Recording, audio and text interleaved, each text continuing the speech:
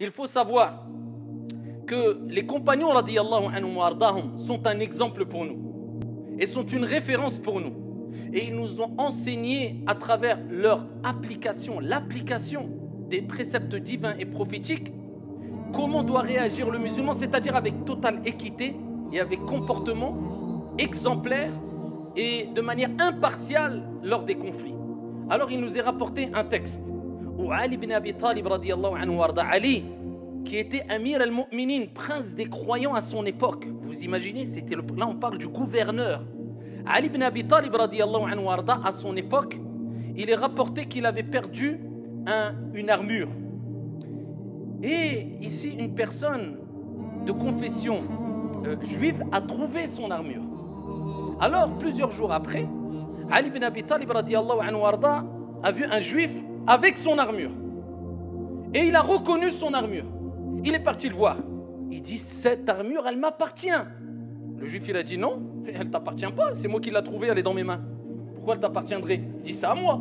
Il dit, non, c'est à moi. Il dit, non, c'est à moi. Qu'est-ce qu'ils ont dit? Eh bien, on va renvoyer l'affaire à un juge. C'est pas à n'importe qui. Ils n'ont pas dit à mon ami, comme certains. Attends, on va appeler un témoin, une personne, mon ami. Non, ça marche pas ça. Ton ami, c'est qui ton? Une personne dotée de science, de clairvoyance, de sagesse, une personne impartiale. Il a dit, viens, on va voir le juge. Le juge était musulman, Shurayh, radiyallahu anhu. Donc c'était un juge musulman, mais c'était un juge connu pour son équité, parce que les juges étaient connus pour leur impartialité et leur équité. Ils sont partis le voir. Mais vous vous rendez compte, c'est qui est parti le voir? C'est le prince des croyants, le gouverneur qui va voir un juge, parce que ici il y avait un juif, une personne qui a dit non, c'est mon armure, il ne le croyait pas. Ali a dit quoi? Tu me prends pour qui? C'est moi le juge, toi tu vas en prison, tu me donnes, tu es un voleur. Non, il a dit on va le voir. Le juge, vous croyez que c'est arrêté là? Il a dit oh Amir al-Mu'minin, non, c'est toi qui as raison. Non, il a dit apporte tes arguments. Ali ibn Abi Talib radiyallahu anhu warda a dit il y avait mon fils. Il y avait mon fils. Il dit ça, c'est pas pris en compte ça dans le témoignage, ton fils, parce que c'est ton fils. Est-ce que la parole d'un enfant, du fils d'un père n'est pas prise en considération? Elle peut avoir son poids, mais si c'est le seul argument pour juger, non. Il dit non, s'il n'y a que le témoignage de ton fils, c'est pas pris comme argument. Il dit aux juifs, regardez l'équité. Et toi, c'est quoi tes arguments? Le juif, il dit les arguments, c'est simple, c'est que je l'ai dans les mains, c'est à moi. Et le prophète alayhi salam nous a enseigné cela. Il dit al-bayyina ala man idda'a. Celui qui prétend, c'est à lui d'apporter sa preuve. Il dit moi je l'ai dans les mains. Lui il dit que c'est à lui d'apporter ses preuves, c'est pas à moi. Regardez l'équité. Shurayh a dit pars, va-t'en, il est à toi le bouclier.